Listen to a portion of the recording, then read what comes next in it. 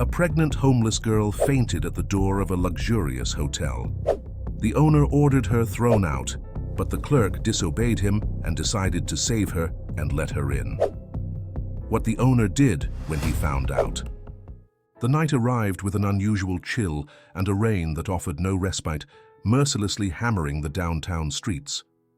Under the glow of car headlights and the faint beam of street lamps, each puddle became a mirror of the overcast sky. In that landscape of shifting reflections, the Hotel Aradon stood out as a majestic building. Its glass surfaces gleamed despite the downpour, and the enormous flag bearing the hotel chain's emblem flapped intermittently, drenched by the water. Even through the glass doors, one could sense the collective effort of waiters, receptionists, and attendants working against the clock to keep everything spotless. The reason for such fervent activity was imminent. The visit of Leonard Mueller, a powerful investor whose decisions could elevate the Aradon's prestige and influence to international levels. Nobody wanted to leave anything to chance. While tables in the restaurant were being polished and vases of exotic flowers arranged, staff spoke quietly about the protocols they had to observe. Nothing could go wrong. Outside, the atmosphere felt hostile. Navigating puddle after puddle, Isabella moved forward with cautious, exhausted steps. Her worn coat no longer shielded her from the rain, and her swollen belly sapped what little strength she had left. She tried to brace herself against the wind, but the fatigue and uncertainty weighed heavier than the downpour itself. With trembling hands and a forehead beaded with raindrops, she yearned to find refuge, some small reprieve.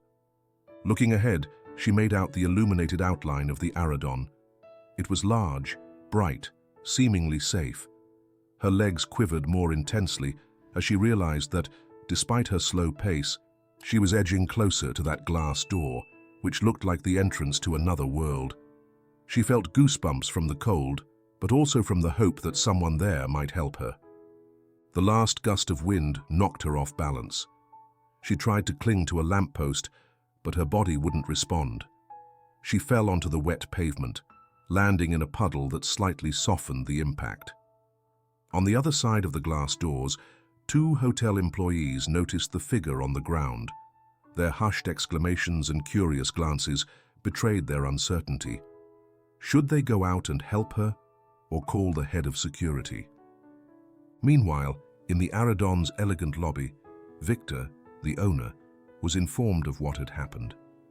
Maintaining his composure, he strode across the marble floor with a purposeful gait. Peering out at the entrance, he spotted the pregnant woman, drenched by the rain, and frowned deeply. The sight not only tarnished the view of his beloved hotel, it also posed a threat to the immaculate environment he so carefully protected. Raising his hand, he called Hector, the head of security, and with a sharp gesture, directed him to remove the woman from the premises. Just then, as Hector was about to carry out the order, a silhouette moved forward quickly. Tomas, the youngest concierge on staff, knelt beside Isabella. His uniform, still pristine from his recent hire, bore the hotel insignia. Tomas's heart thudded in his chest, well aware that disobeying his boss could land him in trouble. Even so, he couldn't just stand by. The sight of the woman lying helplessly on the ground, well into her pregnancy, stirred his compassion. In a hurried motion, he supported her shoulders and helped her up, discreetly guiding her down a side corridor, away from prying eyes. Water trickled down both their faces, but Tomas could think only of finding somewhere dry and safe for her. He believed any person, especially a homeless woman carrying a child, deserved at least a moment of compassion. From behind the glass door, Victor's eyes flashed with irritation. The image would be etched into his memory. The young employee who had defied a direct order to help a stranger. That was not what he expected from someone on probation at his luxurious establishment. Yet, when Tomas slipped away with Isabella through a service entrance, Victor held his anger back, waiting for the right moment to act. The rain continued to pound the windows, reflecting the city lights in the darkness of night. But amid the gloom and the hotel's frenzy over the investor's visit, a small spark of humanity flickered. By stepping forward, Tomas had set in motion the main conflict of that long night, a contest between preserving the Aradon's flawless image and yielding to empathy. That simple choice, born of compassion, would determine everything that followed. Dawn's first rays were just beginning to filter through the ventilation shafts when Isabella slowly opened her eyes. Her body felt stiff, as though she had slept on a slab of stone. Her clothes were still damp, clinging to her skin, and a wave of dizziness briefly blurred her vision. For a moment, she had no idea where she was. The air smelled of detergent and cleaning products, and the distant gurgle of old pipes provided the only background noise. As she focused her gaze, she saw wooden shelves piled high with towels, bottles of disinfectant, and boxes of cleaning supplies.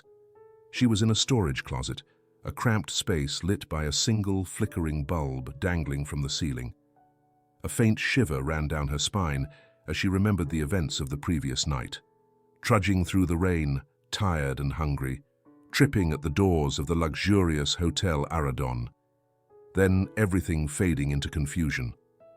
Soft footsteps pulled her from her thoughts. When she looked up, she recognized Tomas, the young concierge who had helped her, approaching with a clean towel in one hand and a bottle of water in the other. His features were tense, and his eyes showed a blend of worry and shyness. "Are you feeling better?" he asked quietly, offering her the bottle. Isabella regarded him warily. She didn't know why he had brought her here or what to expect. Yet her body demanded immediate attention. Her throat was dry, and her exhaustion was overwhelming. After a brief hesitation, she accepted the water and took a sip, feeling immediate relief.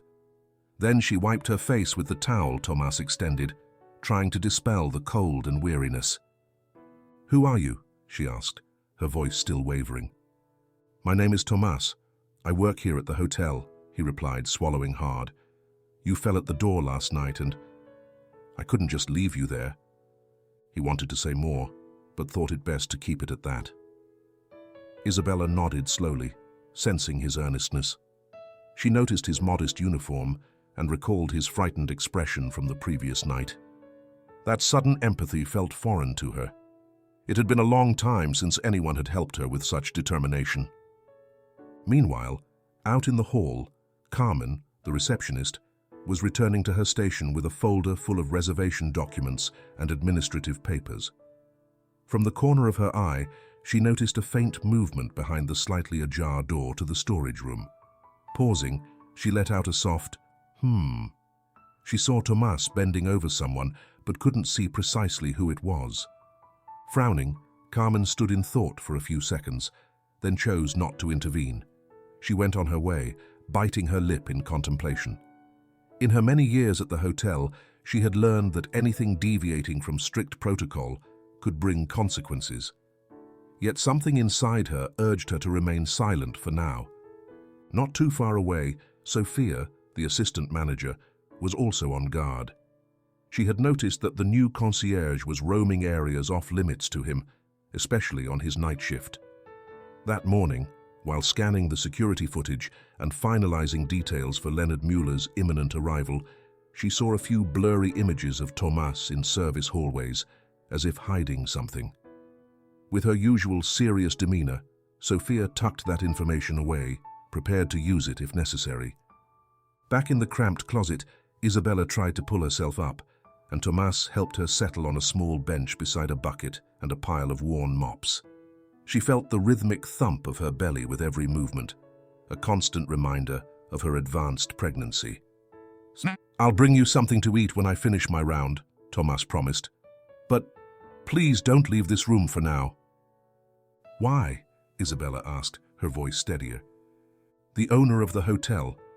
He hesitated. "He doesn't like having homeless people around, much less a pregnant woman in these conditions. He might get angry." Tomas's words sounded almost like a confession.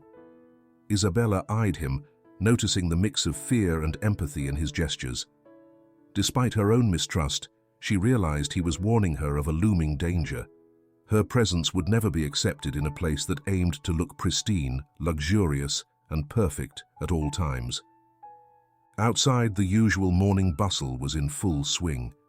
Guests left their rooms for breakfast or meetings, while the staff busied themselves cleaning corridors, manning the reception desk, and arranging sleek, minimalist floral designs. Yet behind that spotless routine, the hotel concealed a secret. A nameless woman, found at its doors during the storm, now sheltered in a modest supply closet thanks to the compassion of a single concierge. Steeped in the smell of disinfectant, that cramped storage room had become a makeshift refuge where the two youths wrestled with the tensions of duty and empathy. Tomas felt a stab of guilt for disobeying Victor and risking his job. But seeing Isabella, pregnant and trembling, he knew he had no regrets whatsoever. While the clock ticked on relentlessly, the hotel grew heavy with intrigue. Carmen and Sophia's footsteps and glances, the hushed voices in the corridors, everything suggested that the secret would not remain hidden for much longer. Yet, in that moment, inside that supply room, silence was still the best ally of compassion. And with every heartbeat, Tomas was reminded that he had chosen the hardest, but perhaps the fairest path. The next morning, tension hung in the air. In the Aradon's boardroom, lined with dark wood paneling and furnished with leather chairs around a polished table, Victor took the seat at the head and called everyone to order. Opposite him, the highest-ranking employees waited with solemn expressions. The reason for the meeting was unavoidable. Investor Leonard Mueller would be arriving sooner than expected. Every glance revealed the urgency of preparing the hotel for his imminent and exacting scrutiny. "Mueller's visit is crucial for our future," Victor began in a firm tone. "His investment could open up opportunities in other countries, multiply our presence, and firmly establish us as one of the most important hotel chains. We can't afford even a single mistake." Sophia, seated along one side of the table, kept her back straight and her brow tightly focused. She wanted more than her assistant manager position. She aspired to a higher-level role in the company. This opportunity was the perfect springboard. With every new instruction from Victor, she nodded, mentally recording each detail to prove her absolute control over the Aradon's operations. In a secluded corner of the room, Tomas stood with his eyes lowered, listening quietly. Officially, he didn't have the status to be part of such meetings, but Victor had called him in as support staff, ready to attend to any immediate need. His thoughts, however, wandered to a very different corner of the Aradon, the supply room where Isabella waited, vulnerable. He recalled the uncertainty in her gaze, the way she held her pregnant belly. While everyone else focused on perfecting details for the investor's arrival, Tomas wrestled with the thought of having introduced an imperfection into that pristine place. Victor's message became more insistent. He wanted absolute excellence. Nothing could be out of place. No irregularity could be exposed. Tomas swallowed hard. He knew that keeping Isabella safe would be complicated by Muller's impending arrival. Every staff member would be pushed to work twice as hard, patrol every corridor, and eliminate any hint of a blemish on the hotel's reputation. With a shiver, Tomas realized that his act of compassion had placed him on a precarious ledge. He was one step away from losing not only his job, but also any chance of giving Isabella a genuine refuge. That promised investment loomed like a brilliant beacon for the Aradon, intensifying everyone's nerves and demanding blind loyalty to perfection. And in the midst of that frenzied race to impress Muller, Isabella's life was still a threatened secret. Tomas sensed the meeting drawing to a close, but his dilemma was only beginning. In Sophia's and Victor's eyes, he recognized an implacable resolve. In this game of appearances, there would be no mercy for those who jeopardized the immaculate image the Aradon strove to show the world.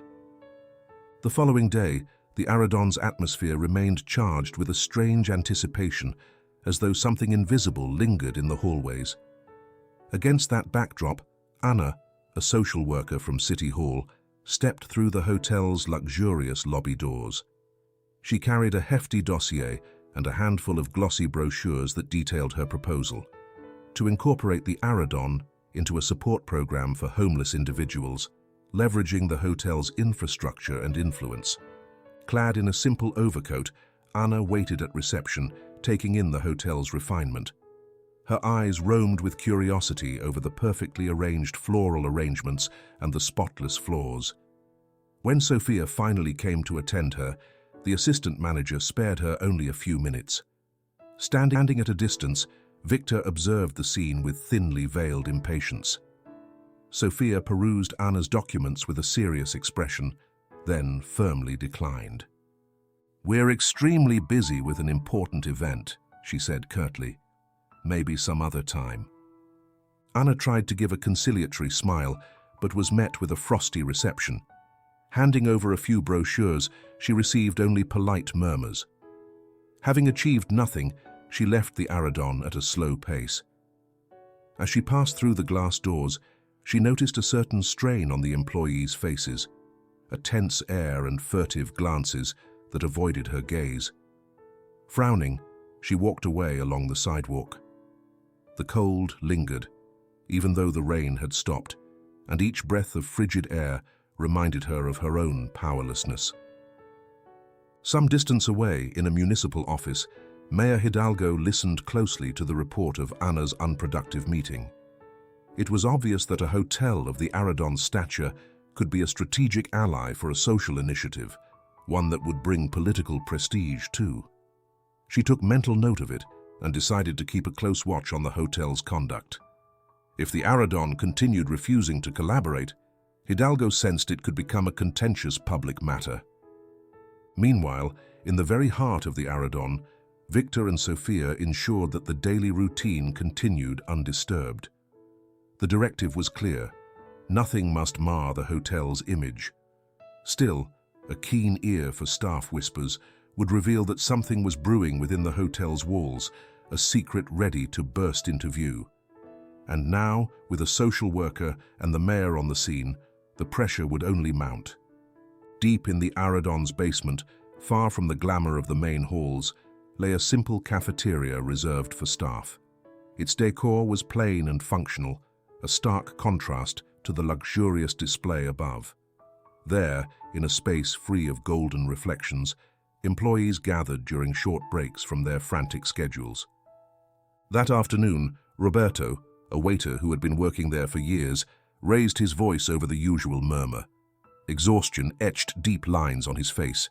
He brought his palm down on the table, silencing the small group around him. "We can't go on like this," he said, indignation lingering in his tone. "They demand more from us every day, yet our wages never change. They squeeze us, push us.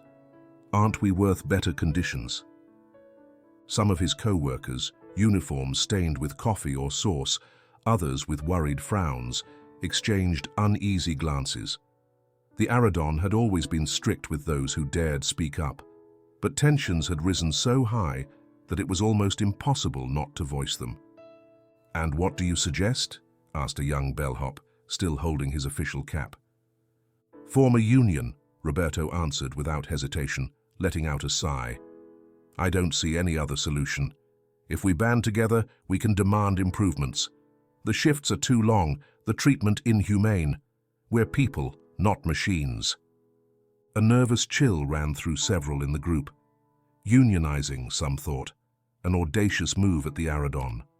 Others, however, felt Roberto's words ring true. Unpaid overtime, confrontations with bosses obsessed with perfection, and the creeping sense that management viewed them as expendable. Carmen, the receptionist, looked around and offered a small but telling nod. Though she knew the risks, her weariness and conscience urged her to support the idea. With a discreet motion, she tucked a strand of hair behind her ear, showing she agreed. At that moment, Tomás came into the cafeteria, absent-mindedly searching for a cup of coffee to clear his head. He paused, realizing the buzz of conversation and the tense faces around him. He didn't dare speak. He was still too new and feared jeopardizing his livelihood. All the same, the image of Isabella crept into his mind, a pregnant woman the hotel had disregarded, hidden away in a supply closet. Was the same indifference directed at Isabella now echoing in how the employees were treated? As he sipped his almost cold coffee, the young concierge turned over Roberto's words in his mind, watching how his co-workers reacted. Part of him longed to join in that just cause, but fear weighed too heavily on his shoulders. Even so, the undercurrent of unrest pulsated through the cafeteria, making it clear that the seed of organization had already been planted. Perhaps it wouldn't sprout at once, but unknowingly, the Aradon had been watering the need to speak out for quite some time. When break ended and everyone returned to their posts, a tense hush settled over the corridors. No manifestos were declared, no detailed plans made, but Roberto's determined gaze said enough. The Aradon's hallways, usually spotless to the guests, were beginning to harbor growing discontent. Between Anna's social proposal, the pressures of Muller's visit, and the uncertainty surrounding Isabella, the spark of a possible union glowed beneath the hotel's gleaming facade. Night fell, and the Aradon's corridors slowly emptied of guests and staff. The main lights dimmed, leaving only hushed voices and soft echoes. Tomas seized that moment to slip down to the supply room, carrying 2 sandwiches wrapped in napkins and a clean blanket. His heart thumped nervously, afraid of being discovered, yet the thought of Isabella alone in that cramped space spurred him on. Upon entering, he found her sitting against the wall, knees pulled up to her chest. Even in the dim light, he could see her trembling, a slight shiver betraying far more anxiety than cold. When their eyes met, Isabella didn't start the way she had before. She recognized in Tomas the genuine concern of someone who truly wanted to help. Her trembling breaths steadied a bit at the sight of him. "I brought you something to eat," he whispered, showing her the sandwiches. "And this blanket should help keep you warm." She reached out, grateful, and after a brief moment of hesitation, started to eat. The first bite seemed to bring immediate relief. In the stillness of that small room, surrounded by cleaning supplies and sheets, time appeared to stand still. As though they had raised an invisible shield, they spoke with care, but left nothing unsaid. Isabella told her story in a fractured voice. Before ending up homeless, she had worked as a domestic employee, no contract, no social security. An accident in the house where she'd been working left her unable to perform her duties for a few days, and rather than offer her any support, her employer fired her without compensation. With no savings and no family to turn to, she wound up on the street. The municipal shelters were always full. The bureaucracy of social services moved at a painfully slow pace. As the months went by and her pregnancy became more evident, more and more doors closed on her. Isabella found herself trapped in a dead-end situation. Tomas listened in silence, a knot in his throat, fists clenched with helpless anger. He recalled the problems in his own neighborhood, the hardships he had faced, and how this job at the Aradon represented his big chance. He felt a burning sense of injustice. On one side, the hotel's overwhelming luxury. On the other, a pregnant woman with no support. "I'm so sorry," he finally murmured, rubbing the back of his hand against the blanket. "I had no idea such indifference existed." "You don't owe me an apology," Isabella replied, her voice a bit firmer. "You've already done more for me than anyone else has in a long time." They exchanged a look that spoke louder than words.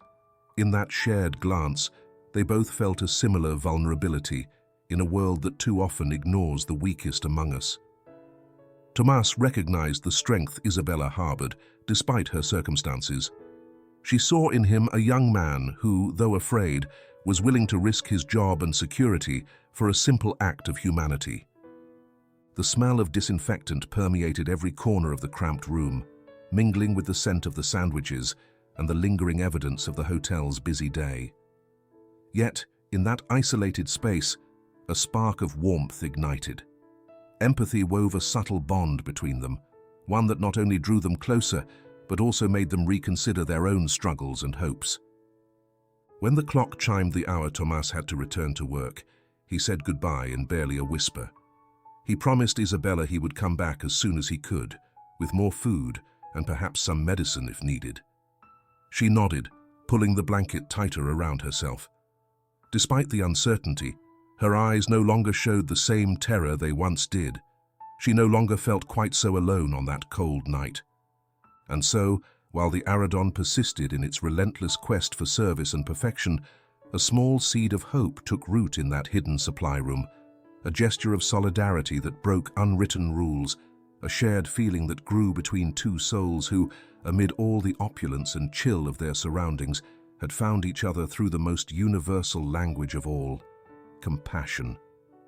In her spacious office, beneath the cool glow of a ceiling lamp, Mayor Hidalgo reviewed reports and correspondence, preparing for the week ahead.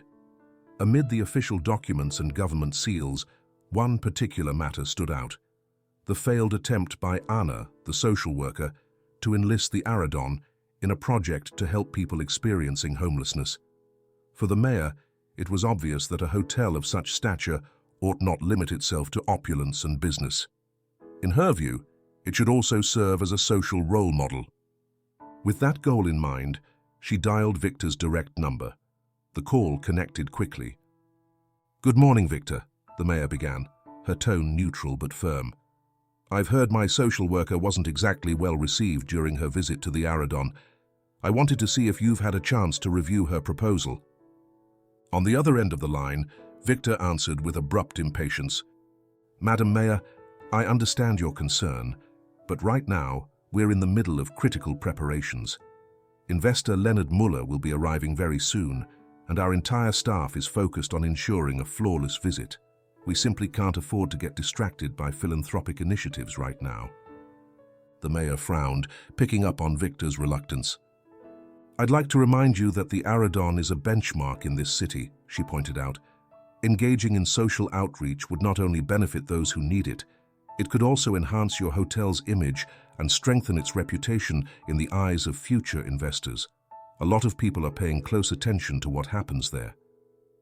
Victor, who had already been holding back more than he was used to, responded with apparent diplomacy, but could not hide his irritation.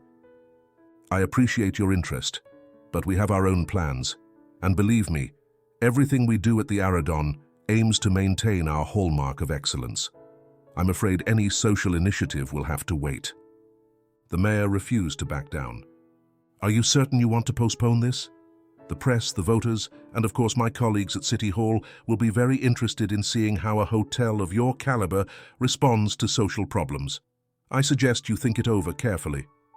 With that final warning, she hung up before Victor could reply. Silence reigned in her office, interrupted only by the dull tone of the disconnected call, an omen of the potential consequences to come.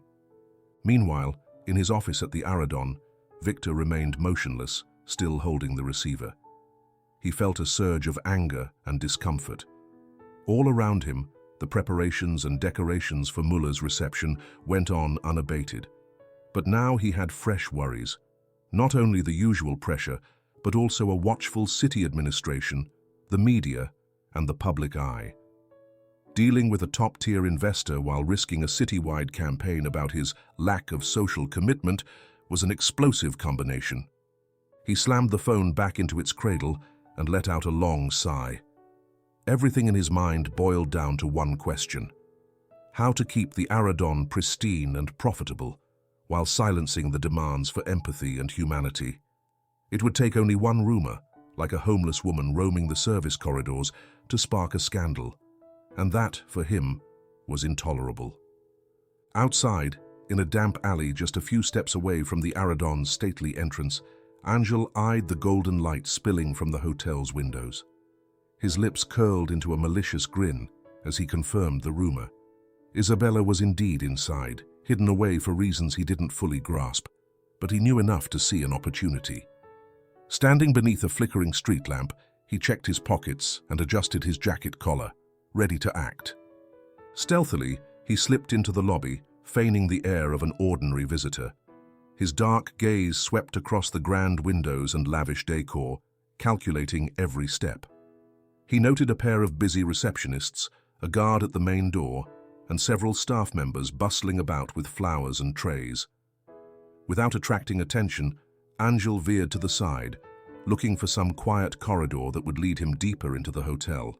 His luck, maybe good, maybe bad, brought him face to face with Sophia, the assistant manager, who was making her rounds to ensure everything matched Victor's standards. She gasped upon colliding with a stranger and rushed to apologize, only to look more alarmed when Angel gripped her arm with a knowing smirk. "I know Isabella's here," he murmured, lowering his voice so no one else would hear. "And I need to talk to someone who understands business." Sophia's face went rigid. She couldn't believe someone was openly talking about the very woman Tomas had hidden away. Until that moment, she had assumed only a select few knew about Isabella. Yet Angel spoke with confidence and, with a discreet smile, made his intentions crystal clear. "If you don't want me to talk about Isabella, it's going to cost you some money," he declared, in that calm manner of a man who knows he has leverage. "Not too much, just enough to cover what I'm owed." The assistant manager, who prided herself on always being in control, suddenly felt the ground shift beneath her feet. She hadn't planned for blackmail, and it threatened all her ambitions. Taking a steadying breath, she looked at Angel with the icy composure of a seasoned negotiator. "We can't discuss this here," she managed, keeping her voice low. "We'll have to postpone. There's no rush. We need time to process your request." Her goal was to buy time, to stall, to figure out how to handle the situation without alarming Victor. She knew that if the owner found out she had let in someone threatening to expose Isabella's presence, he'd see it as gross incompetence. That would destroy Sophia's aspirations. And above all, she couldn't risk the prestige of a hotel on the verge of welcoming Leonard Muller. Angel tilted his head and shrugged with mock indifference, like someone granting a brief reprieve. "Fine, miss," he said with a harsh smile, "but don't take too long. I know exactly where to come back if I don't get an answer." With that final remark, he turned on his heel and walked away, leaving Sophia motionless in the middle of the corridor. A tingling sensation spread through her hands, and her heart pounded. A hotel immersed in delicate preparations, a pregnant woman hidden away, and now a sinister ex demanding money in exchange for silence. As she resumed her rounds, Sophia forced herself to breathe deeply and think coolly about how to contain the blackmail without alarming Victor. Away from the glow of chandeliers and piped-in music, the Aradon's apparent harmony was falling apart. Every step brought a new obstacle: the mayor's pressure, the budding union, Isabella's urgent needs, and a blackmailer ready to exploit the situation. Sophia repeated to herself that she couldn't lose control. If she handled this with cunning, she might come out unscathed, possibly even strengthened. But deep down, she knew the price of that silence could be very high, and time to make decisions was ticking away by the minute. The hours passed slowly for Isabella, tucked away among the shelves and cleaning buckets. Each breath brought a growing weight in her belly, accompanied by sharp pains that struck without warning. Though she tried to remain quiet, she couldn't always stifle a weak moan. Her face showed even deeper exhaustion than on previous days. It was increasingly hard for her to catch her breath. Tomas soon realized just how serious her condition had become. Out of desperation, he confided in Carmen, the receptionist, who had come to sympathize with Isabella's plight through hushed conversations and discreet observations. Nervous but determined, Carmen recalled knowing a trusted doctor, Dr. Alvarado, who worked at a community clinic and was used to complicated cases with few resources. Wasting no time, they placed several phone calls, taking great care to keep everything quiet. Late that night, Dr. Alvarado arrived through a side entrance normally used by suppliers. He wore a gray overcoat and held a worn briefcase. Stepping carefully, he followed Carmen and Tomas through dimly lit corridors until they reached the cramped supply room where Isabella was resting in a fragile state. In the faint glow of a single light bulb dangling from the ceiling, its shadows dancing on the walls, he examined Isabella, measuring her pulse and checking her swollen belly. He took silent note of her precarious situation. His expression grew serious as he leaned in to listen to the baby's heartbeat. "This pregnancy is quite advanced," he whispered. "There's a risk of preterm labor. She needs rest, proper nutrition, and a safer place. She can't stay here." Tomas felt the weight of his responsibility double in that instant. He had wanted to save Isabella from the streets, but now had to confront the fact that a makeshift hideout was not enough for someone so vulnerable. He bit his lip, trying to think of solutions. How could he secure what she needed when all that mattered at the hotel was dazzling the investor and protecting its spotless reputation? With worried eyes, he moved closer to Isabella. He brushed her damp hair away from her forehead and offered a faint smile, a gesture of tenderness amid so much harshness. She looked at him, and for a moment seemed to draw strength from the genuine support of someone who saw her not as a nuisance, but as a person worthy of care. After finishing the exam and giving some instructions, Dr. Alvarado left as discreetly as he had come. He gave Carmen and Tomas a prescription for vitamins and a reminder that the situation could worsen if they didn't act fast. Once the doctor was gone, Carmen placed a hand on Tomas's shoulder. "We'll have to find a way to help her," she said in a hushed voice. "We can't let anything happen to her in this place." Tomas nodded, heart heavy. He knew that here, everything revolved around perfection for the sake of the soon-to-arrive investor. But he, driven by empathy and his growing concern for Isabella, felt his path was no longer clear. He would have to choose between hiding the truth, so as not to risk his job and the Aradon's prestige, and facing Victor's wrath and Sophia's scrutiny to protect a pregnant woman and the life she carried. Inside the silent supply room, Isabella closed her eyes for a moment, feeling less alone than ever, even amid the opulence that overlooked her. Clutching the blanket Tomas had given her, she found a glimmer of peace on that cold night, comforted by the hand of someone who, above all, refused to look the other way. In the staff cafeteria, where conversations typically remained measured, the voices now rose with an unusual freedom. Around half-finished cups of coffee and plates with leftover food, a group of employees had gathered to discuss what, until recently, had only been whispered in secret. The air buzzed with a mixture of new determination and simmering nerves. Roberto, a veteran waiter, led the discussion. His low, raspy voice set the tone. "We can't keep working these grueling hours with absurd demands and no one listening to our needs. Are we just going to sit back and do nothing?"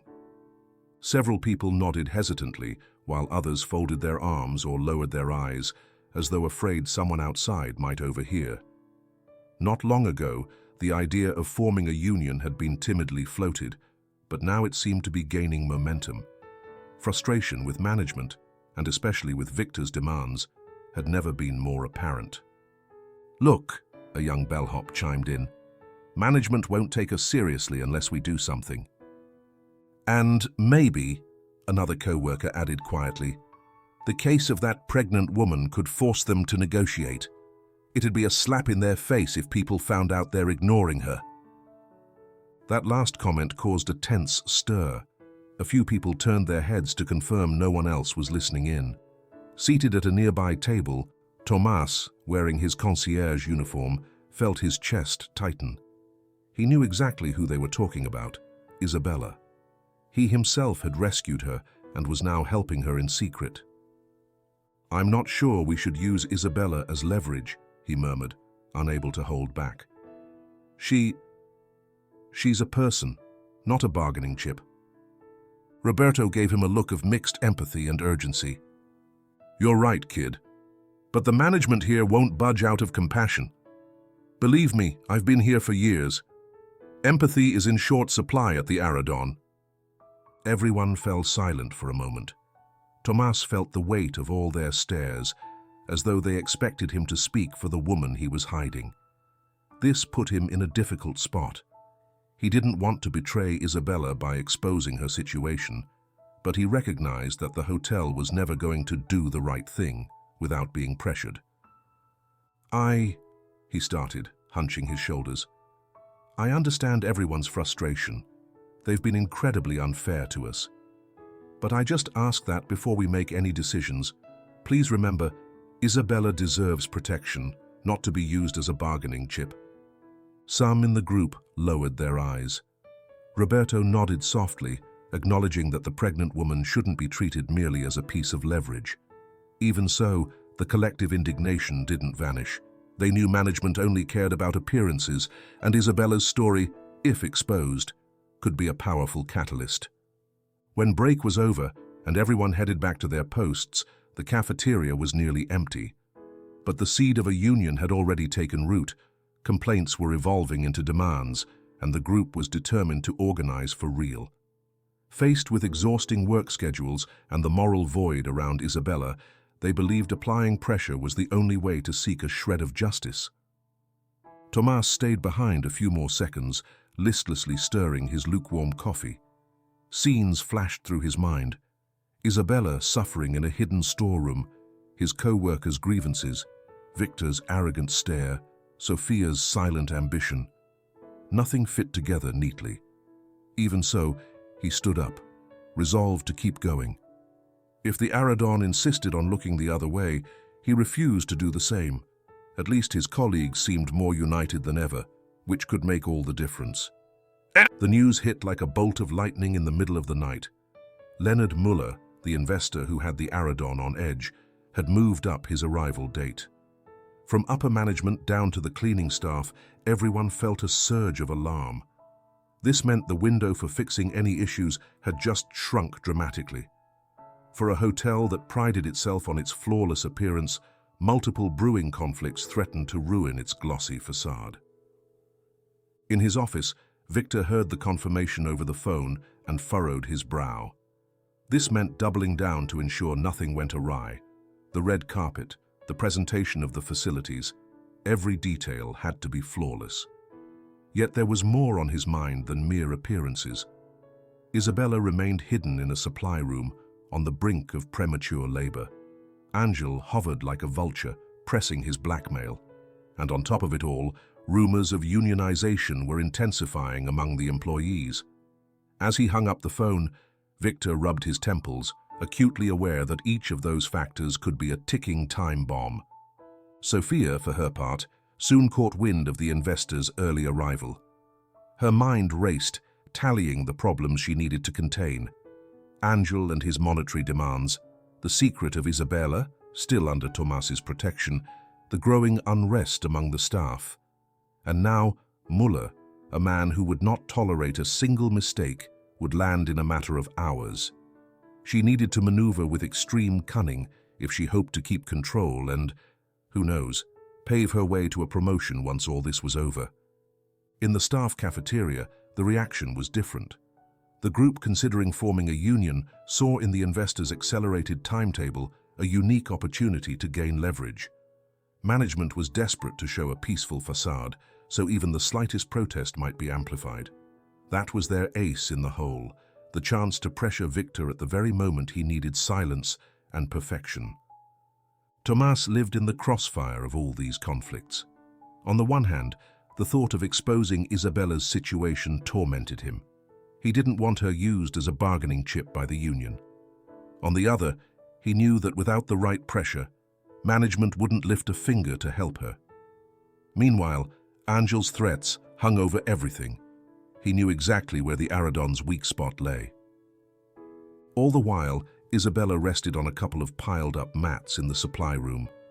Unaware of the maneuvers and power struggles around her, she felt her baby's movements growing stronger, her fatigue making it harder to breathe, and a new pain radiating down her back from time to time. Her only coherent thought was to survive, and to trust that Tomas wouldn't leave her. With Muller's arrival looming sooner than expected, tension became palpable in every corner of the Aradon. Some employees exchanged anxious glances, others avoided speaking too loudly. Every second now mattered in orchestrating the immaculate show they planned for the investor. And yet, behind those tastefully decorated walls, a much more human and chaotic reality was taking shape, one that, if exposed, threatened to shatter the hotel's carefully cultivated image and put everyone at risk. Night fell with a near unreal stillness in the Aradon's subterranean corridors. a maze of service rooms that the lobby's glow seemed to ignore. The usual clatter of pipes and boilers dwindled to a low hum, and there were hardly any footsteps on the metal staircases. In a seldom-used area of the basement, lit only by a single weak bulb, Isabella was sitting with her back against the wall, arms around her belly. Every so often, she drew breath with difficulty, fully aware that the pain in her body and the turmoil in her mind were her inevitable companions. Emerging from the shadows, Tomas crept carefully so as not to be seen. He was carrying clean sheets and a small package of simple food. Kneeling beside her, he offered a faint smile which, in that setting, flashed like a ray of hope. "How are you feeling?" he whispered, worried about raising his voice too much. Isabella looked at him, her eyes weary, but with a glimmer of gratitude. She said nothing, only shrugging slightly. The reassurance of Tomas's presence, his willingness to help her at the risk of losing his job, eased some of the loneliness and fear she'd been carrying. He set down the sheets next to her, then handed over the modest meal he'd managed to get from the staff kitchen. "Eat a little," he urged. "It's not much, but it'll help." She began to take small bites, all the while keeping her gaze on him. They didn't need words to share their deepest thoughts. Isabella feared her baby might arrive amidst this uncertainty. Tomas understood that helping her would only get harder, but he felt no less determined. Hours passed quietly, the typical hush of underground spaces at night wrapping around them. The day's fatigue seemed to dissolve in the unspoken dialogue of their eyes, in each labored breath, in the accidental brush of their hands. At some point, Isabella stopped eating and studied Tomas closely, sensing the worries churning inside him. Though her own breathing was still shaky, it seemed to synchronize with his. In that closeness, they found an unspoken refuge from everything beyond. Angel's blackmail, the pressure from management, Muller's imminent arrival, and the constant risk of being discovered. Then, drawn by an impulse that transcended logic, they hesitantly brought their faces together. In that hush, their lips met in a gentle kiss, as fragile as it was sincere. For Isabella, it was a touch that rekindled a hope she'd thought lost. For Tomas, a moment of certainty that erased any doubt about his resolve to protect her. That first kiss marked a bond deeper than mere compassion. Two souls, in the Aradon's quiet, darkened basement, had found something to cling to for the future. Both realized that from now on, staying together would be their best shield against a world determined to overlook them. The next morning, a weighty atmosphere hung over the Aradon. The staff, usually focused on polishing glassware and straightening cushions with clockwork precision, now seemed to work under a different air. Their hushed exchanges and meaningful glances replaced the discretion that once prevailed. In the employee cafeteria and in corridors out of guests' view, conversations were getting more intense. The night before, Roberto, the veteran waiter, had taken a defining step. He'd delivered a direct message to a trusted manager with no overt threats, but the force of an ultimatum. If basic labor demands weren't met, the budding union would make public what was happening with Isabella, the pregnant woman the hotel was hiding. Word of this warning reached Victor like a punch to the gut. He locked himself in his office, pacing furiously as he tried to contain his anger. He'd always run the Aradon with an iron fist, convinced that luxury and opulence were maintained by strict rules and ruthless discipline. Now, however, that facade was teetering on the brink. With a pregnant woman hidden in the bowels of the hotel and employees fed up with punishing schedules, his iron grip was in jeopardy. Worse yet, Leonard Muller, the prized investor, could walk in at any moment, and the slightest scandal might destroy years of carefully built prestige. Meanwhile, Sophia contemplated her own strategy. As assistant manager, she viewed the staff's growing activism with curiosity and, more importantly, with personal ambition. She began to hatch a bold plan. If news of Isabella's presence were to break in a chaotic way, the fallout would land squarely on Victor. But if Sophia could cast herself as the rescuer, the one who conveniently discovered Isabella, and rushed to help her in a show of compassion, she might cement a new, stronger image. Such a calculated move would undermine the union's leverage and win praise from both Victor and, consequently, Mueller himself. Tension threaded through the Aradon's corridors in every detail, in the employees' furtive whispers, in the tight smiles of receptionists greeting guests, in the frayed temper of Victor as he let his foul mood show. Everything pointed to a secret that most people didn't fully grasp, but sensed as a rumor, that somewhere in the dimly lit basement, behind stacks of towels, lived a pregnant woman in frail health. Tomas, the young concierge who had jeopardized his own job to help Isabella, found the atmosphere stifling. He knew the union's pressure might result in swift help for her, but he also feared they'd treat her as just another bargaining chip. And he suspected Sophia had something up her sleeve as she prowled the halls with a subtle smile that said plenty to those who could read hidden motives. Above everything hung the specter of Leonard Muller's early arrival, like a sword over the Aradon. An investor with rigid standards and a sharp business sense, he would evaluate every last detail. One slip-up amid the preparations, and the ambitious expansion Victor had dreamed of might come crashing down. Now, with the clock ticking, every move, every word, every decision could tip the scales toward a tumultuous revelation or a forced cover-up. And in the midst of this beehive of intrigues, Isabella remained in the shadows, barely aware of the minefield her presence had triggered. Yet she herself, vulnerable and almost invisible to the world, had become the linchpin of a struggle that could reshape the future of everyone at the Aradon. Late afternoon in the Aradon passed quietly enough, until a throaty shout suddenly echoed through the main corridors, shattering the discreet calm in one blow.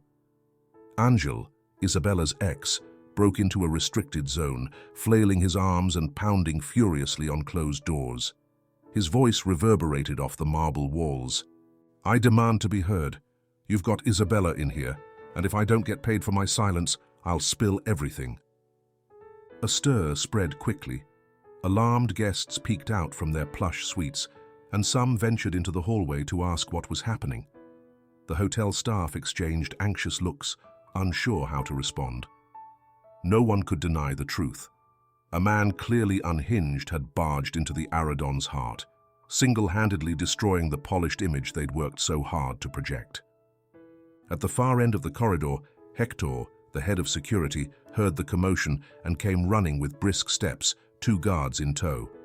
Turning a corner, he spotted Angel, who continued his racket, kicking doors and shouting. "Calm down!" Hector boomed, his voice full of authority as his men prepared to subdue the intruder. Angel struggled against the guards, struggled against Hector, until the 3 of them finally subdued him. Hotel guests who had come out of their rooms, along with some employees gathered around the scene, looked on in amazement as the Aradon's famously rigorous security seemed to waver in the face of such an unexpected event. Frowning, Hector ordered that Angel be taken to a small maintenance room, where they locked him up to await higher-level decisions. Not far from there, Leonard Muller, the much-anticipated investor, was already staying at the hotel. Although he hadn't witnessed the altercation firsthand, he sensed the tension spreading like a troubled cloud through the corridors. Staff darted about. Abrupt noises disrupted the tranquility. Clearly, something was disturbing the Aradon's supposed perfection. Accustomed to the calm of high-stakes negotiations, Mueller immediately noticed how employees avoided his gaze or fumbled with excuses whenever he asked about what had happened. Meanwhile, Sophia received the news with her heart pounding. She knew that if Angel spilled the whole truth, Isabella's story, her pregnancy, the way she was hidden away, the Aradon would face a scandal beyond anyone's control. The careful maneuvers she had planned, the favorable narrative she hoped to craft for her own benefit, would vanish before the bluntness of an outcry. Chaos was at the door, and for the first time, the assistant manager truly felt her grip on the situation slipping. Thus, the Aradon's immaculate facade cracked under Angel's sudden intrusion. A desperate man with the power to blow up the hotel's reputation, an investor starting to suspect foul play, and a pregnant woman awaiting protection in the basements came together in a whirlwind of pressures. The budding scandal was like a blazing ember threatening to spread, and every second mattered, either to quench it or to fuel it further.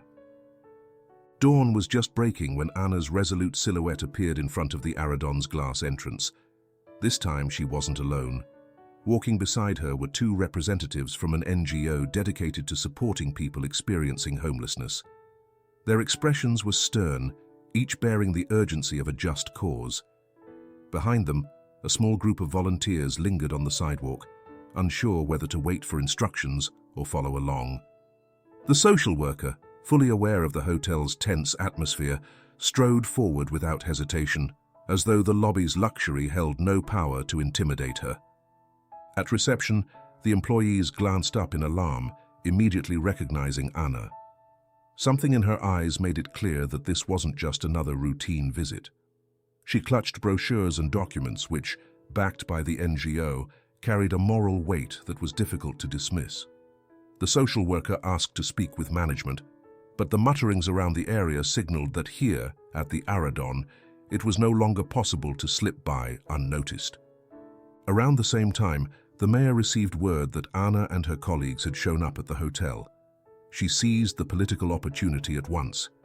If news broke about a homeless pregnant woman allegedly hidden away, she wanted to appear as the mediator, eager to find solutions. Wasting no time, she arrived in her official car, flanked by two advisors. Her entrance, both conspicuous and ceremonious, caught the attention of bystanders out on the street. The flash of a few cameras soon joined in, hinting that something significant was unfolding inside. All at once, the Aradon found itself encircled on multiple fronts, a union poised to reveal Isabella's case to public opinion. Anna and the NGO, determined to demand help and transparency. The mayor, keen to capitalize on the situation for her own political gain. And of course, Leonard Muller, already lodged at the hotel, watching every move with his scrutinizing eye. Beneath these invisible but very real spotlights, any misstep could plunge the Aradon into irreparable crisis. Hidden away in an office near the lobby, Victor felt a creeping unease as he watched the tension escalate. Papers and security reports cluttered his desk, alongside decorations still needing final approval to impress Muller, and now the urgent need to handle mounting external pressure. He knew he could no longer pretend ignorance. The presence of government officials, humanitarian organizations, and influential potential clients demanded an immediate response. "What should we do, sir?" asked one of his assistants, voice trembling. Victor barely looked up, lost in thought. On one hand, he feared that any hint of compliance might be seen as weakness, jeopardizing his investment. On the other, he recognized that if he snubbed Anna and the mayor, the scandal would only grow. Meanwhile, the union lay in wait, ready to disclose the truth to Muller and the public. "Tell them I'll see them shortly," he managed to say, almost in a whisper. From the far side of the office, Sophia listened, paler than usual. All her schemes to appear as the impromptu savior now hung by a thread. Things were spinning out of control. It wasn't just Angel's blackmail anymore. Now a whole political and social front threatened to expose Isabella's story, leaving Sophia with no chance to spin events her way. Meanwhile, down in the basements, Isabella was unaware of the magnitude of what was happening above. Her focus rested on her pregnancy and the pangs of pain that kept shaking her from time to time. Tomas, meanwhile, watched the commotion from afar, catching bits and pieces of what was going on in the lobby. His heart was torn. Part of him wanted help to finally arrive, but he also feared it might be too late, or that Isabella would end up being used as a bargaining chip in the process. The Aradon, once a bastion of unshakable luxury and stability, had suddenly become a pressure cooker. With each passing minute, every decision heaped more fuel on the fire of a truth too big to remain buried. As the battle between prestige and humanity neared its breaking point, everyone, in one way or another, would be forced to take a stand. In the basement's dim lighting, the air filled with a tension unlike anything before. Isabella, lying on a makeshift bed of blankets, struggled for breath, her groans intensifying with every new contraction. Sweat beaded on her face, her eyes brimming with fear and effort. Dr. Alvarado, after placing his stethoscope on her swollen belly, frowned in a way that said it all. "She's in labor," he announced quietly. "There's no time to lose." Kneeling at her side, Tomas felt the world closing in. He gripped Isabella's hand tightly, trying to pass on the courage he himself was struggling to summon. She looked back at him, tears filling her eyes, taking strength from the young man who promised she wouldn't face this ultimate test alone. After a couple of hurried phone calls, Carmen arrived with clean towels and a small bucket of hot water, juggling them to keep from spilling. Her face betrayed her nerves, but also her resolve. Positioning herself next to Dr. Alvarado, she stood ready to follow his instructions. Meanwhile, Hector, the head of security, blocked the main hallway. Anyone who had seen him before, cold and obedient, would hardly recognize him now. He stood firm, preventing any onlooker from intruding on such a fragile, intimate moment. Even so, the commotion was hard to contain. Isabella's cries of pain, mixed with the doctor's urgent directions and the hurried footsteps of Tomas and Carmen, resonated along the narrow corridors. It wasn't long before Sophia and Victor arrived, drawn by the clamor, exchanging looks of alarm and confusion. They followed the voices until they came face to face with Hector, who blocked their path with an unexpectedly protective gesture. But they weren't alone.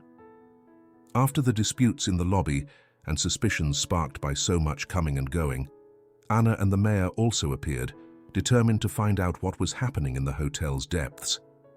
And if that weren't enough, Mueller, the investor, unable to resist the rumors swirling around him, ventured down the service stairs, accompanied by his personal assistant. One by one they gathered in the corridor, the dim light emphasizing the strain of the moment.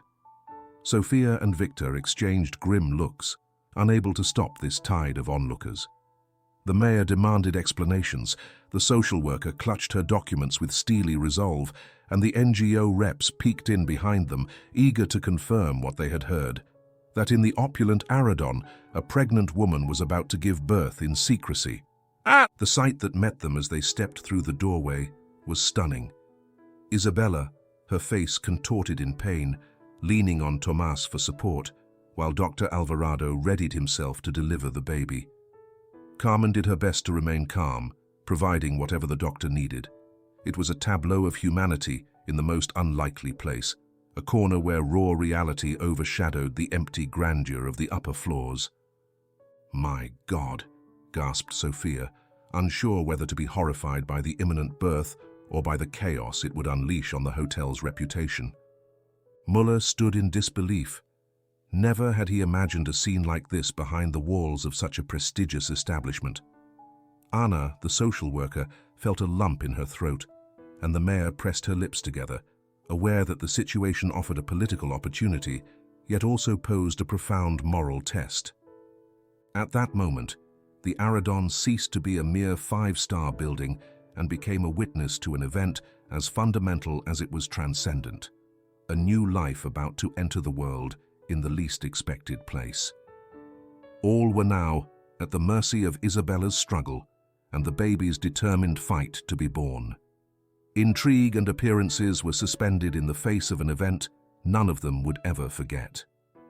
The corridor seemed to grow narrower as Victor, Sophia, Leonard Mueller, the mayor, and Anna advanced with unsteady steps. The echo of rapid breathing, hushed conversations, and the rustling of tailored suits against the walls all contributed to an oppressive atmosphere. The moment they turned the final corner, the scene that appeared before their eyes brought everyone to an abrupt halt. Isabella, exhausted, her face bathed in sweat and contorted by the strain of labor, lay on a makeshift bed of towels. Dr. Alvarado knelt beside her, giving quiet instructions and preparing the minimal necessities for delivery. Tomas, also on his knees, clung tightly to her hand, conveying through his touch a support that words could never express. Close by, Carmen trembled as she offered extra blankets, and Hector stood alert, blocking anyone from intruding, Everything in that scene showed how the veil of silence the Aradon had tried to keep was now torn. The sterile shine of its corridors clashed with the raw reality of a woman about to give birth, urgently needing help.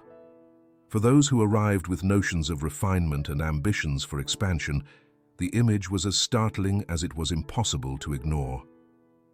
Tomas lifted his eyes, meeting Victor's gaze. Without speaking, the young man made his stance clear. A snap of the fingers could expose the entire story. The staff already knew. The NGO was there. The mayor had her political interests, and the investor Muller observed every detail with a keen eye. There was no more room for cover-ups. Tension in the air grew unbearable. Sophia, who had hoped to control the narrative, felt her strategy crumble. No cunning tale could hold sway once labor was imminent, and something as basic and human as compassion took precedence over every maneuver. "My God," murmured Anna, covering her mouth with one hand. She'd heard rumors, but seeing this firsthand went far beyond her worst fears. Muller, on his part, remained silent. His stern expression made it plain that he was analyzing every nuance, from the hotel's complicity in keeping all this hidden to how its management was responding now. The mayor pressed her lips together, pondering how much political advantage she could glean from the situation. Meanwhile, Isabella let out a prolonged groan. The contraction was strong, shaking her whole body. Tomas murmured words of encouragement, wiping her damp forehead.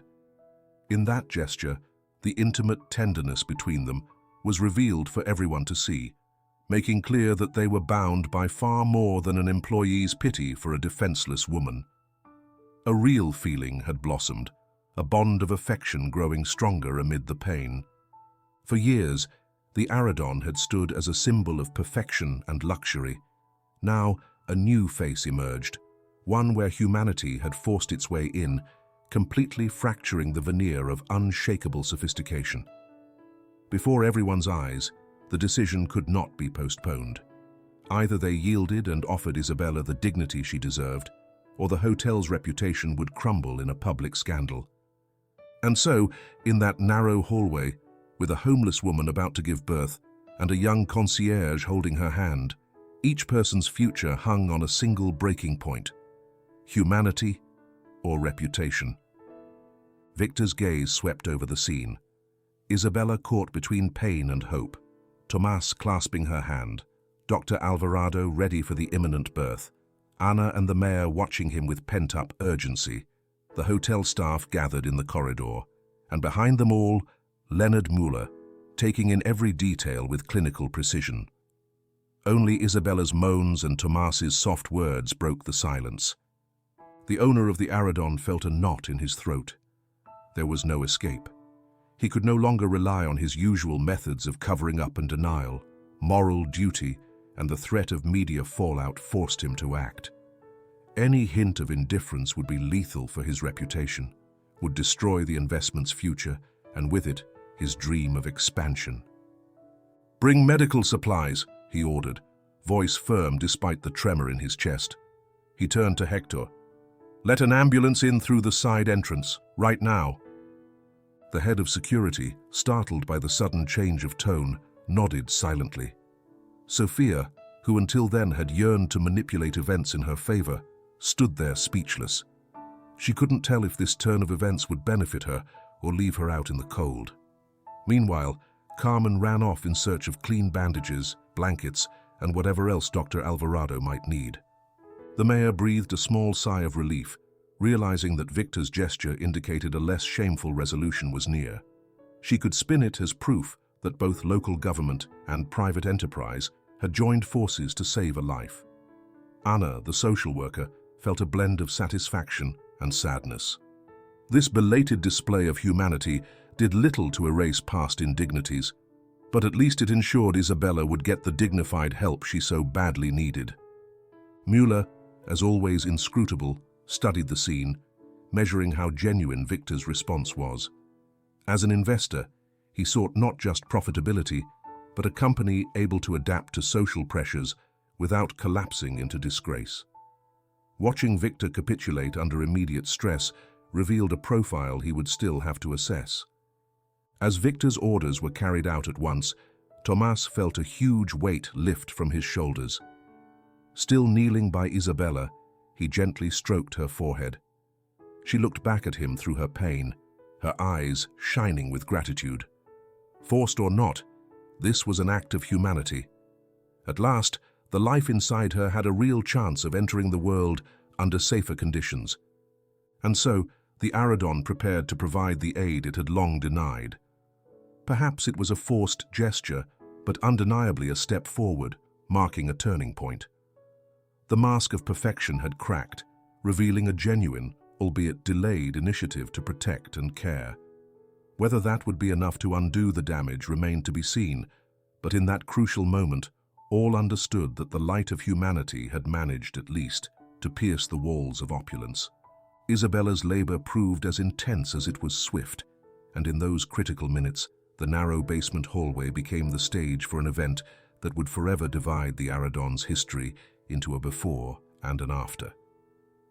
Dr. Alvarado, brow furrowed in concentration, guided Isabella through each contraction, while Tomas held her hand with gentle determination, whispering encouragement.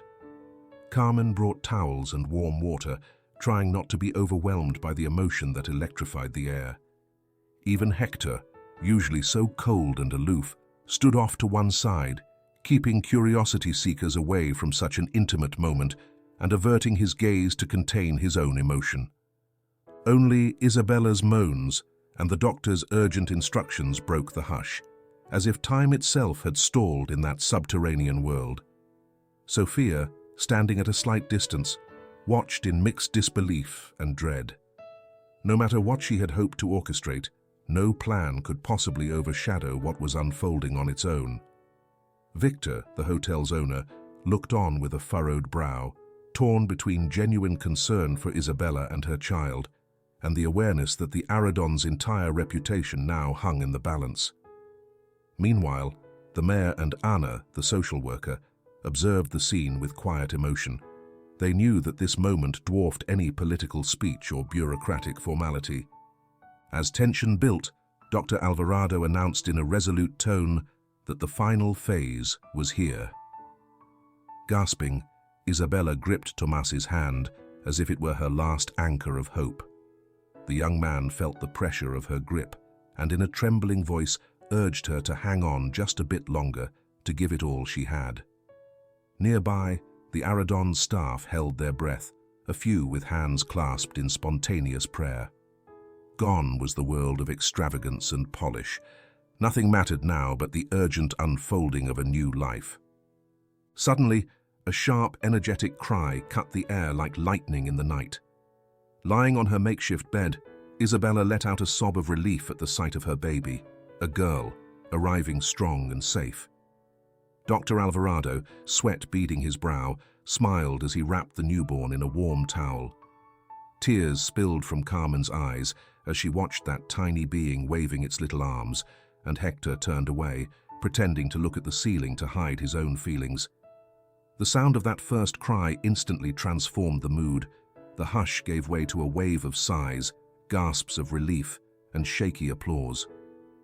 Tomas, leaning over Isabella, placed a gentle kiss on her forehead, the tender gesture of someone who grasps the magnitude of the miracle that had just occurred. She, exhausted, looked up at him and managed a faint yet grateful smile as she cradled her daughter in her arms. In that touch, the hardships of recent months seemed to recede, replaced by the certainty that this newborn life had achieved its first victory in the most unlikely of places, the basement of a luxury hotel that, unwittingly, had become witness to a supreme act of humanity. While the baby kept crying, a few staff members broke their usual composure and gave soft applause. Others clasped hands, moved by the power of the moment. Off to one side, the mayor swallowed hard, realizing that the scene unfolding before her eyes far exceeded any political agenda. Anna, the social worker, felt her efforts had not been in vain. At least one vulnerable life had found assistance where no one would have expected it. Leonard Muller, the investor, maintained his inscrutable demeanor, though his gaze betrayed genuine amazement. It wasn't every day that he encountered something so basic and so profoundly human at the core of a business venture. The Aradon, once a towering symbol of cold prestige, was now overwhelmed by sheer reality. Here, amid intrigue, secrets, and pressure, a healthy baby girl had been born, surrounded by spontaneous solidarity from people who, despite barriers of class and hierarchy, had come together to help. The hotel's ostentatious pride dissolved in the face of this warm, unforgettable instant, its gleaming walls and feigned perfection yielding to the simple force of life itself. For Tomas, Isabella, and all who looked on, it was clear that saving a mother and her child meant far more than a mere anecdote. It was proof that even in the most elite setting, humanity could still take root. When the newborn's cries subsided and Dr. Alvarado confirmed that both mother and baby were in stable condition, the initial euphoria gave way to a reverent hush. An unspoken sense hung in the air that something fundamental had shifted in the Aradon's foundations. That moral triumph, driven by Tomas's compassion and Victor's eventual, if forced, cooperation, became a milestone in how everyone viewed the hotel. It was no longer just about sidestepping a public scandal or easing tensions with the union. In that moment, what mattered was that humanity had finally found its way into a place that had tried so hard to shut it out. Cradling her daughter, Isabella let out a soft sigh. She knew many challenges still lay ahead, but the sense of camaraderie in that corridor gave her the strength to imagine a different tomorrow. The Aradon, which had once spurned her, now stood as witness and accomplice to the start of a new life.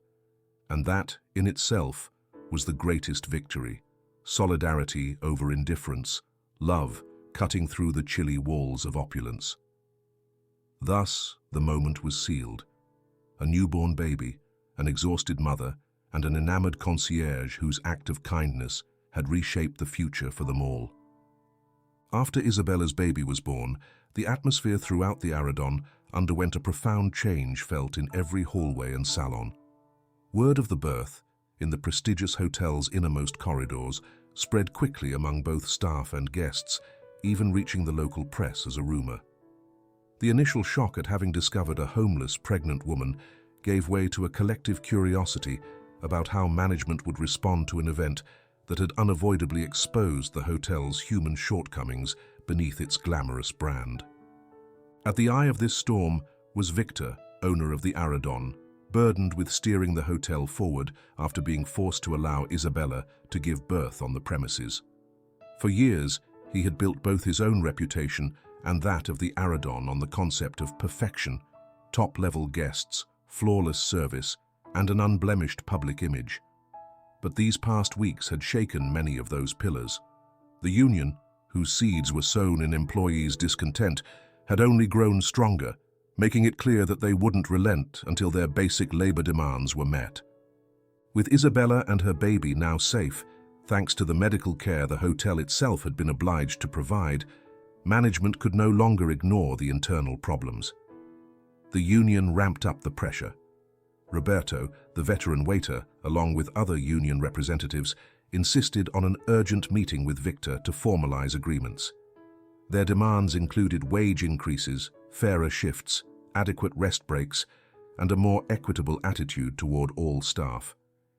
The initial spark ignited by the hotel's indifference toward Isabella had turned into a firestorm of workers' frustration. Still resentful about feeling cornered in the previous situation, Victor had no real choice but to yield. He wouldn't risk an even bigger scandal, especially with Leonard Muller still at the Aradon, deciding whether his multi-million-dollar investment was worth continuing. In a rare move, the owner agreed to meet with the union leaders in a conference room typically used for closing deals with visiting executives. Surrounded by leather chairs and a polished mahogany table, they spent hours exchanging proposals in a tense negotiation. The outcome was a compromise born of necessity. Victor promised staggered pay raises, greater respect for shift times and rest periods, and official acknowledgement of the staff's efforts. While most employees saw these concessions as positive, They also knew it was just the start of a long, bumpy road. For a hotel once ruled by near-military discipline, the Aradon now faced rewriting its internal policies to accommodate a fledgling but vigorous union. Meanwhile, the mayor was more than pleased by management's new stance. Having witnessed Isabella's birth and the uproar it caused, she seized the political opportunity to position herself as a mediator who had helped unify both sides. In the impromptu press conference following the labor agreement's signing, she proclaimed that the Aradon would also commit to taking part in future programs to help people experiencing homelessness. Determined to shore up her image as a dedicated public servant, she stressed that this step was not just socially responsible, but also set a precedent she hoped other businesses would follow. Anna, the social worker who had once knocked on the Aradon's doors in vain, looked on with a hint of bittersweet satisfaction. She vividly recalled how rejected and even humiliated she'd felt during her initial visits. Now the tables had turned and her cause was vindicated. High-end hotels weren't exempt from social responsibility. At last, her proposal was gaining traction. In the following days, talks were set up with City Hall and the NGO supporting her efforts, sketching out a plan for the hotel to occasionally provide free, unused rooms or contribute basic supplies in emergencies. For Anna, this was just the beginning. Her vocation drove her to expand the model to other chains and locations that could replicate it. On another front, Leonard Müller followed the developments with a mix of cautious curiosity and pragmatism. After days marked by uncertainty, a compassionate concierge, a blackmailer threatening stability, and management on the brink of crisis, the investor announced his willingness to go ahead with the Aradon's expansion.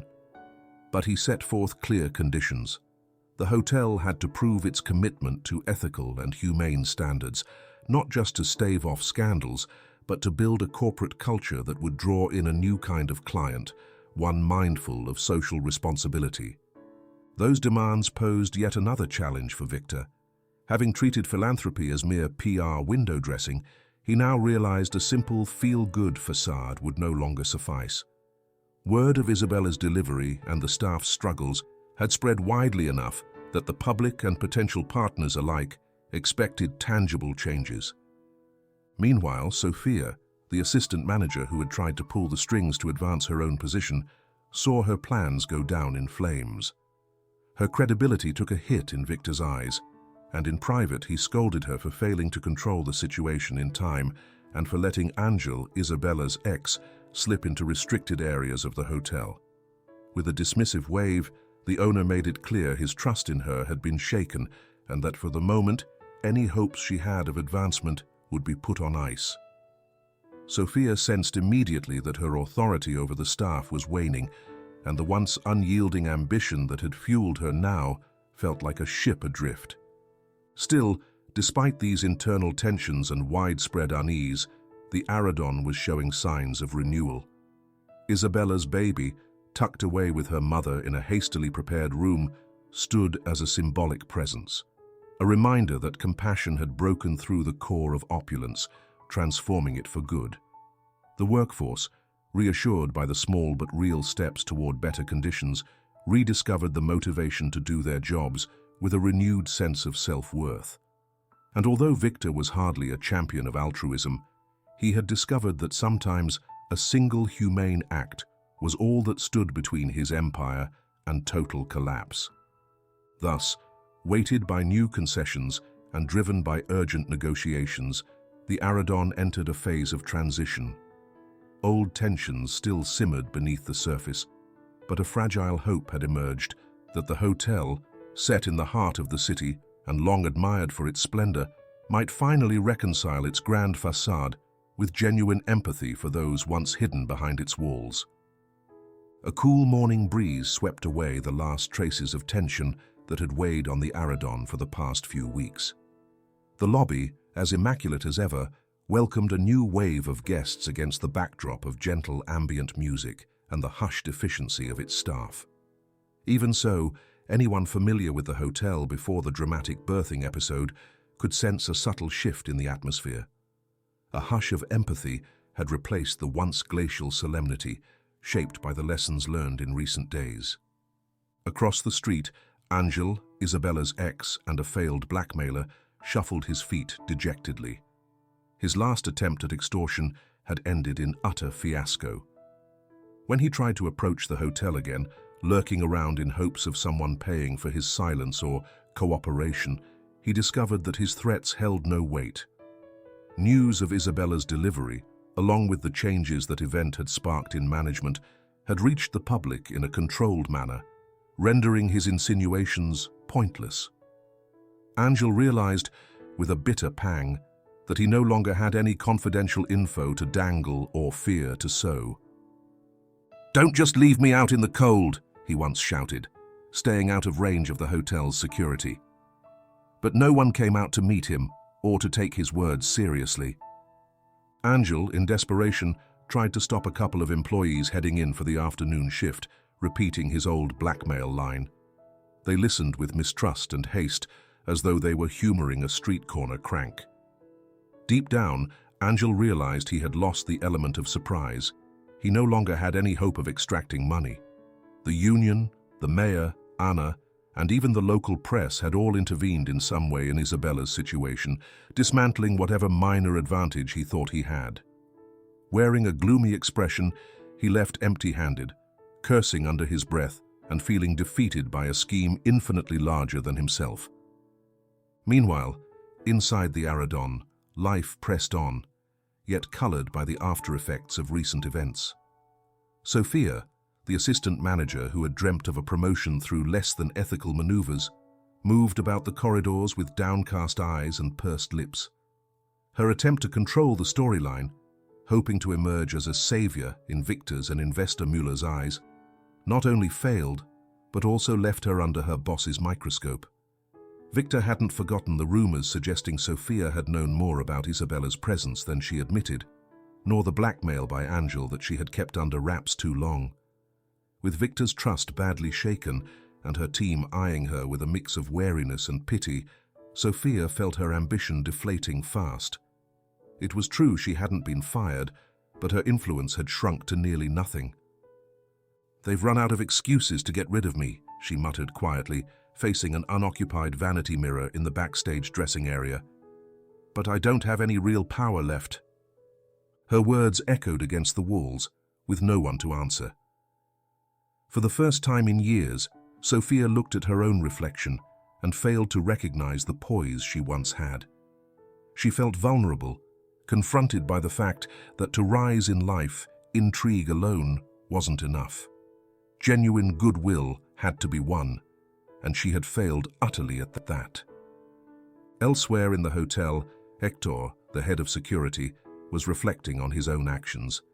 The memory of Isabella giving birth in the basement, Tomas risking his neck for her, and his own role in blocking nosy onlookers from intruding on such an intimate moment made him reconsider his job.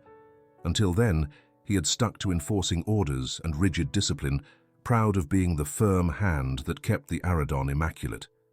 But seeing how a mother and child's dignity had depended so heavily on his ability to empathize, gave him a new understanding of security.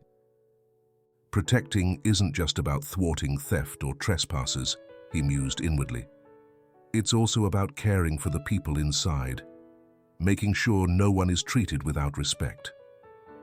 With this new outlook, Hector began his next shift by interacting more warmly with his co-workers, calling waiters by name, asking the receptionist about his family, being open to any questions they might have. Though barely noticeable to guests, this small transformation revealed the underlying changes the hotel was undergoing. Meanwhile, workplace morale among the staff showed hints of newfound trust, the result of the negotiations Victor had been forced to conduct with the union. There was cautious but genuine optimism around talk of fairer wages and more reasonable schedules. Employees, once afraid to speak up, began openly sharing their goals and struggles, believing that the emerging culture shift might hold steady if they all contributed. From the waitstaff to the cleaning crew, everyone felt a thread of relief and motivation to keep moving forward. In the midst of this shifting scene, Isabella and her baby had become a virtual symbol of the Aradon's metamorphosis. Though she still had no clear path ahead, the hotel's management, pressured by the mayor and public opinion, allowed her to stay in a room for the time being. Together with Tomas and collaborators from Anna's social services team, they were exploring the possibility of finding a suitable job for Isabella, along with daycare or a support network to keep her off the streets. Whenever Tomas went up to see her, whenever his concierge duties allowed, his colleagues watched with a mix of admiration and camaraderie, aware that his brave act of defying Victor had saved 2 lives. Of course, the hotel wasn't free of conflict.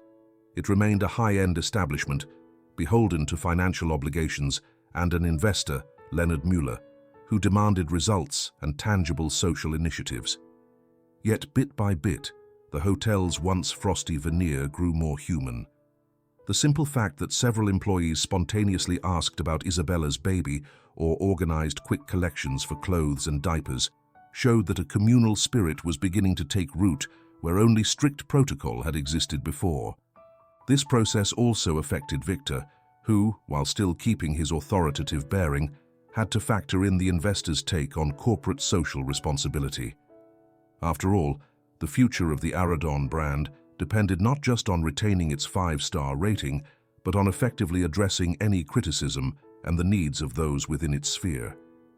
In his plush executive corridors, he was starting to meet with consultants to craft a plan that showcased the Aradon's new face, more empathetic, more attentive to its employees' well-being, and perhaps more connected to the community around it. So it was that Angel wandered off with empty pockets and a battered ego. Sophia confronted the fallout of her ambitions. Hector re-evaluated his security mindset, and the staff found a new collective voice. The Aradon's atmosphere took on a different texture. Gone was the rigid solemnity of old, replaced by a quiet empathy forged from the scars of recent events. Many wondered whether this change would prove lasting, but for the first time ever, the luxurious hotel showed genuine signs of reconciling its grand image with the humanity that had always been hidden behind its walls. The Aradon's lingering tensions had finally lifted. After Isabella's delivery and the ensuing confrontations, hotel life found a calmer, more stable rhythm. Hallways once teeming with rumors and doubt now felt more welcoming. Even guests sensed a warmer energy among the staff, who responded with spontaneous smiles and a more genuinely human approach. Isabella, recovered from labor pains, was lodged for the time being in a modest room, a concession the hotel had made in response to media pressure and the mayor's involvement. Initially, Victor feared this arrangement might damage the carefully cultivated image of luxury, but instead of sparking negative publicity, news that the Aradon was giving shelter to a mother and her newborn drew sympathy and praise, portraying the hotel as an institution capable of making amends. Forced or not at the outset, the gesture gradually began to shine with a more sincere humanism. In that modest room, Isabella regained her strength through a balanced diet and periodic checkups from Dr. Alvarado, who made sure there were no postpartum complications. The cleaning staff, already overworked, made small exceptions to keep her space in decent shape. Some, like Carmen, volunteered to mind the baby in short intervals so Isabella could rest or simply have a moment to collect herself. Though the infant's cries were sporadic, they moved more than one employee who would tiptoe to the door out of curiosity but stop short of intruding. As for Tomas, he continued in his concierge role, though now buoyed by a moral acknowledgement that was clear to see. Co-workers greeted him more warmly, and while at first he felt awkward about being labeled a hero, the one who disobeyed orders to save Isabella, he learned to accept their show of solidarity and respect. Negotiations under the new union plan provided him with slightly freer schedules, giving him more time to attend to Isabella and her daughter. Indeed, the union was now charting a path of dialogue with hotel management. Although still grappling with issues like punishing work hours and stagnant wages, the talks that began after Isabella's labor were already yielding small but tangible improvements. A timetable was set for gradual pay increases, management promised to reorganize shifts and respect rest periods, and there was even talk of offering training programs so staff could aim for higher positions. Just having Roberto, the veteran waiter, as one of the union's main spokespeople brought renewed confidence to employees who had previously felt overlooked. Encouraged by everything she'd witnessed, Carmen nurtured her old dream of one day opening a small inn of her own, where she could apply the lessons of empathy she had learned. She'd always longed for a place where guests felt welcome, not only because it was spotlessly clean or visually appealing, but because it radiated genuine warmth. Whenever she saw Isabella and her baby, Carmen couldn't help imagining how, if a woman without a home had found refuge in that ideal inn, none of what had unfolded here would have been so fraught or painful. Buoyed by that vision, she saved money, read up on entrepreneurship, and talked with acquaintances who might guide her. Meanwhile, Anna, the social worker, and the mayor pressed on with a wave of social projects backed more strongly than before. The Aradon's transformation had become an example of how public pressure, combined with the courage of compassionate individuals, could compel an institution to re-evaluate its practices. For the mayor, the hotel's changed stance was a political trophy, something to boast about at press briefings. For Anna, it was validation of her mission, that insisting on proposals to help vulnerable people could indeed bear fruit, even in places that had once turned them away. Leonard Muller, the investor whose arrival had set off so many alarms, left the Aradon a couple of days after witnessing the outcome of Isabella's story. Before departing, he confirmed to Victor that he was willing to continue with his investment plans as long as the hotel maintained the new social responsibility approach it had initiated by assisting a homeless woman. In Muller's view, the market demanded ever more humanitarian commitment from companies, and the Aradon could position itself as a global benchmark if it played its cards right. Victor, though skeptical, understood that the days of sweeping problems under the rug were coming to an end. Amid this atmosphere of transition, Isabella felt strong enough to step outside for a few minutes. With the help of a baby stroller, she took her daughter to a nearby park. Its tall trees and wooden benches became a temporary sanctuary, a way for her to reconnect with the world. Free from the hostility of the streets and the constant pressure of hiding in a place that had initially spurned her, the young mother began seeing fresh possibilities. Tomas joined her outing with delight. After finishing his morning shift, he picked up Isabella and the baby, and together they walked through the streets until they reached the park. There, birdsong and the soothing shade of the trees welcomed them. Tomas sat on a bench, smiling tenderly as Isabella rocked her sleeping child.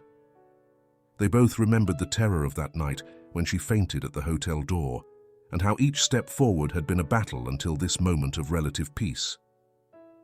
"How does she look to you?" Isabella asked, with a barely perceptible smile. "She's perfect," Tomas replied, eyes shining, just like her mother. They sat in silence for a while, letting the breeze carry their thoughts. The young concierge reflected on how drastically his outlook had changed in such a short time. He had only wanted job security at the Aradon, yet he'd found a greater purpose and a genuine love that, until recently, seemed impossible.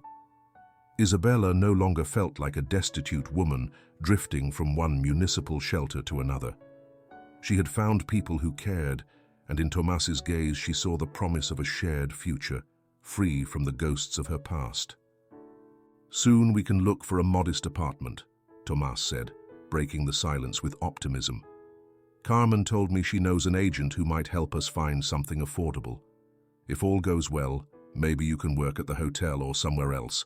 The union is winning good changes, and thanks to Anna and the mayor, the city is opening more doors."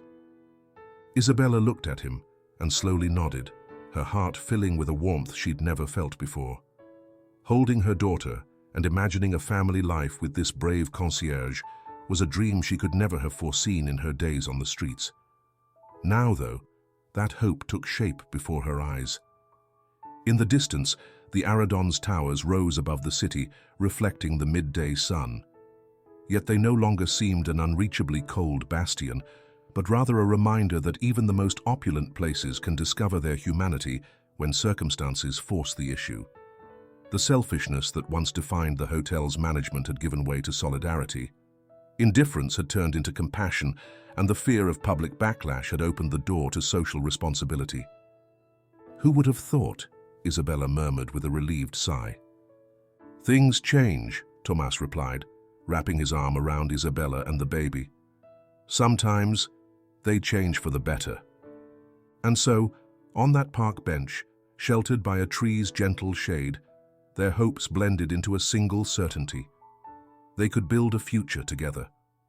The path ahead wouldn't be without challenges, but having overcome such daunting trials, they felt the confidence of those who discover that love and solidarity can push open doors they never dreamed possible.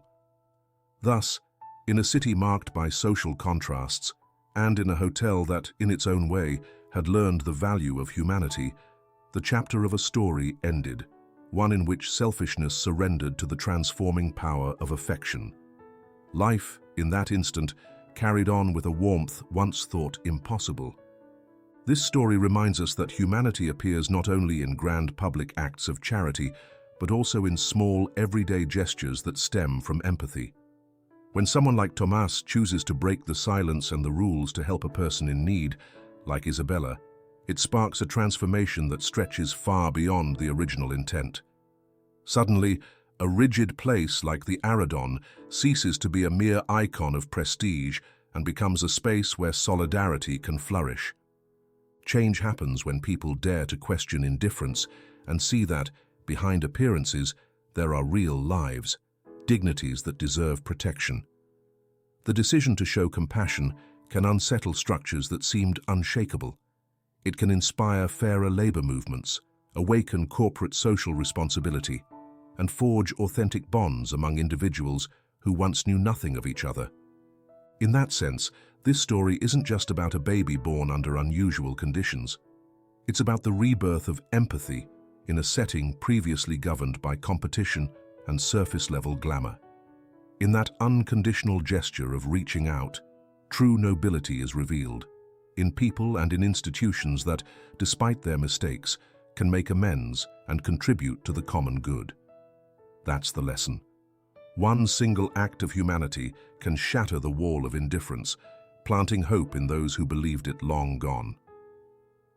Thank you for joining us on this emotional journey brimming with lessons in humanity.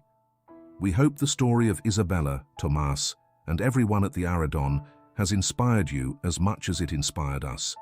Remember, every small act of empathy can make a big difference and transform lives. If you enjoyed this content, don't forget to subscribe, leave a like, and share it so more people can discover how, through a simple act of kindness, we can change the course of countless stories.